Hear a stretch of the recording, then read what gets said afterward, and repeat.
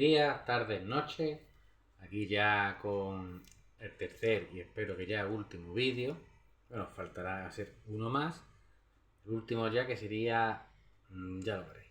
¿Y por qué no lo quiero decir todavía? El aire acondicionado me tiene destrozado. En fin. Lo que iba a decir. En los dos últimos vídeos que hice, el primero vimos la interpretación de lo que sería la interdimensionalidad a través de la oscilación del neutrino. En el segundo dimos una interpretación, digamos, de lo que sería un universo o una dimensión en la cual fuera el muón el que sustituyera al neutrino, digamos, como partícula elemental. Vamos a llamarlo así. Y ahora vamos a hablar del tauón. ¿Pero por qué vamos a hablar de estos así como...? Porque los tres oscilan con la misma partícula del neutrino. Es decir, la partícula del neutrino no es que cambie directamente a una a otra y se acabó, ¿vale? Sino que puede oscilar entre esta, que es el muón, o el tauón. Y el tauón tiene el mismo recorrido inversamente. Puede oscilar entre el muón y el neutrino. Y así pueden ir todas, unas y otras, de aquí para allá, ¿vale?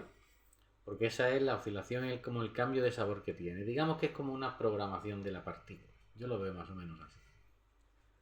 Así que vamos a explicar lo que son los muones y los tauones. Entran dentro de la familia de las partículas conocidas como leptones, ¿vale? De ahí que puedan aparecer, que te digo yo, en la radiación, pues en el sol, en un volcán, en sitios así, digamos, de donde hay mucha temperatura, muchas cosillas así. Radiación, ¿vale? Todas esas cosas. Luego, el tauón. La diferencia principal, por ejemplo, sería que hasta ahora, digamos, la masa no la hemos movido, sí que ha aumentado, pero que no la hemos movido, digamos, con algo que acelere la masa. ¿Qué quiere decir que acelere la masa? Quiere decir no que la ponga más rápido, ojo, que también, sino que la masa sea más densa. Es decir, más carga en el núcleo y más densidad de masa. Y eso es lo que hace el tauón cuando interactúa directamente con una partícula. ¿De acuerdo? Al igual que en los otros, por ejemplo, si el tauón lo metemos aquí en esta dimensión, pues se disolvería en nada, sería algo que no existiría casi, porque nuestras partículas de las dimensiones se lo comerían. Viceversa, y si llevas un neutrino pues, a esa otra dimensión, el neutrino, las otras partículas que hay que son tan diferentes, también se la comen, ¿vale? Esto siempre funcionará así, da igual la dimensión que sea. Seguramente se podrá medir a través de una tasa de desintegración, pero eso yo ya no lo puedo hacer ni siquiera imaginándolo porque, bueno, más o menos se podría sacar, pero tened en cuenta una cosa, todas las fórmulas y todas las cosas que yo voy escribiendo, muchas no están en la física. Porque el hecho de hablar de física de fuera de nuestro propio universo implica que no podamos llevarnos una física conocida para allá, sino que tengamos que crear nuevas cosas en función a lo que vamos conociendo que está ocurriendo en esa diferencia de interacciones y de cosas. De ahí que en la fórmula del vídeo anterior fuera E igual por mc3, ¿de acuerdo? ¿Qué quiere decir eso? Quiere decir que no es que exista ahora mismo esa fórmula, pero que no es una fórmula sacada de, venga, me la saco, no, tiene un fundamento. Fundamento de la peculiaridad que aportaría a esa fórmula la diferencia de cambiar un electrón por un muón, por ejemplo. Pero ¿qué pasa? Como también está el tauón, y todas son diferentes unas de otras, aunque estén entrelazadas dentro de la misma partícula prácticamente, cada una tiene su peculiaridad. Digamos que sería como un sabor, pues tendríamos el sabor de fresa, sabor de mora y el sabor de limón. Por ejemplo, vamos a ponerlo así, ¿vale? Y cada cual pues tendría como un color, una interpretación, una carga, una masa. ¿Entendéis lo que os quiero decir? Entonces, la fórmula del tauón, para poder explicar este universo, que voy a decir, por supuesto, repito, que todas estas fórmulas, salvo la primera, la de E igual a mc2, todas las otras, son hipótesis mías de esa fórmula porque para explicar esos universos y dimensiones que son tan diferentes no se les puede aplicar la misma fórmula que a esta dimensión. De ahí que, por tanto, tengamos que crear una fórmula diferente. ¿Qué ocurre? Que no puedo garantizarte que esa fórmula sea totalmente correcta. Pero te puedo garantizar que no hay otra ahora mismo. Yo no he visto otra. Sí que he visto teorías, ideas, hipótesis, pero bueno. La mía tiene la peculiaridad de que como que puede ser recreada a través de la manipulación del neutrino.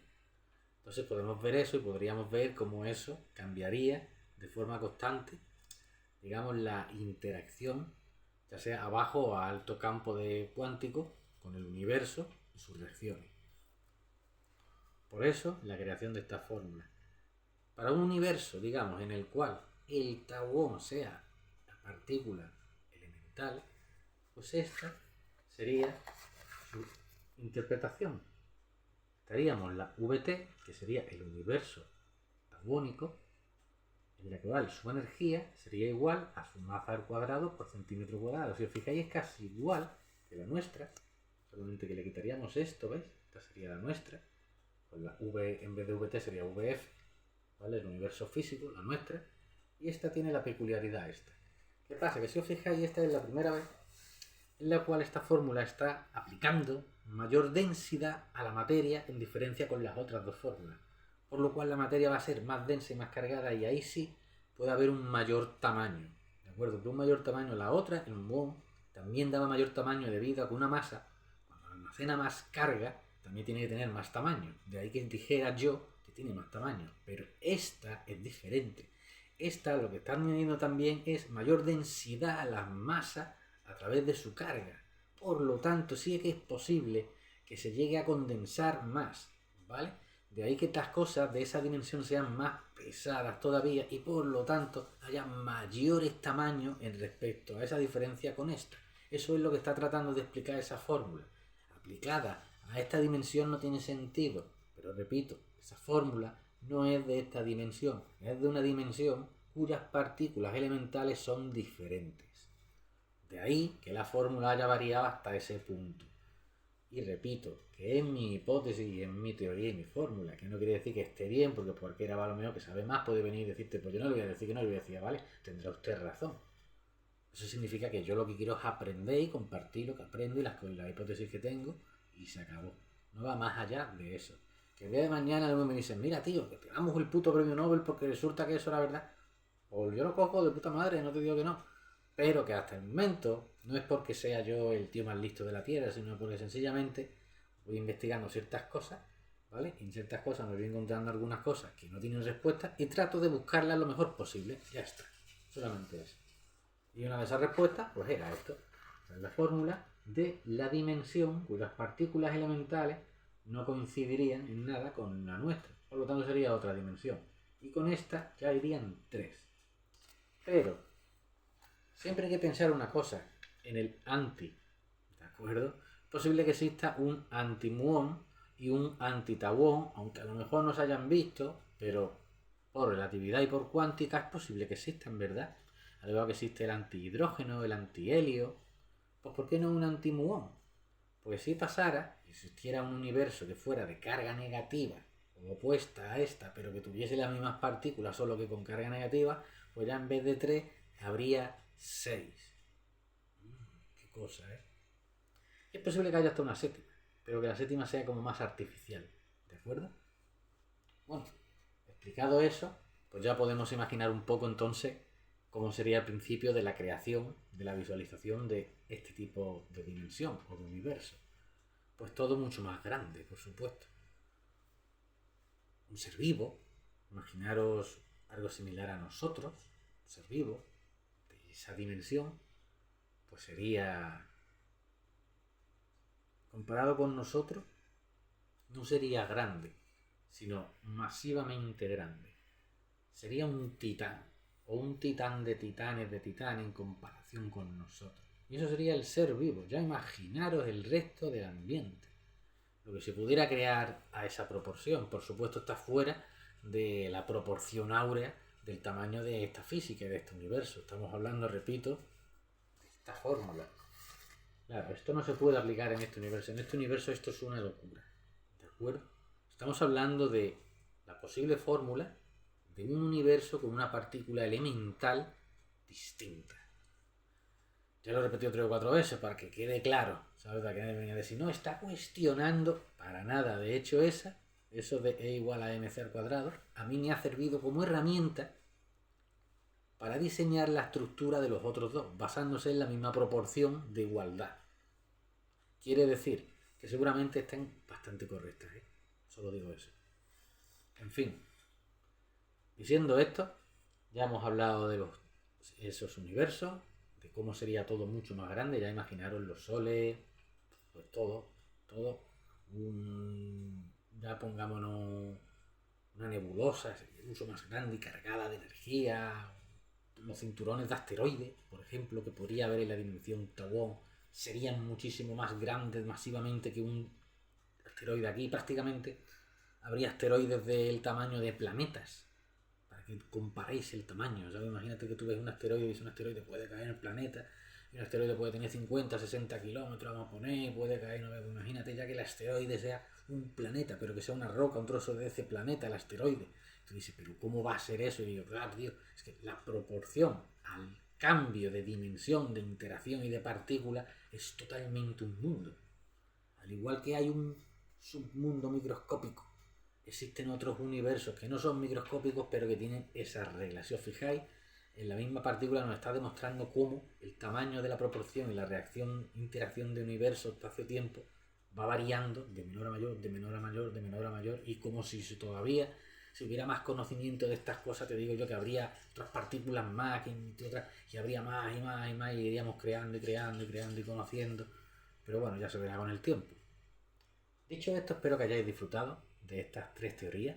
La primera, que fue el resumen de todas, y después, como hemos especificado un poco en cada una de ellas, no vamos a entrar en la de E igual a mc al cuadrado, porque eso es la típica teoría que ya existe, la podéis ver en muchos sitios. Entonces vamos a tratar de hablar de las cosas que no se ven en otros sitios, que eso era lo interesante.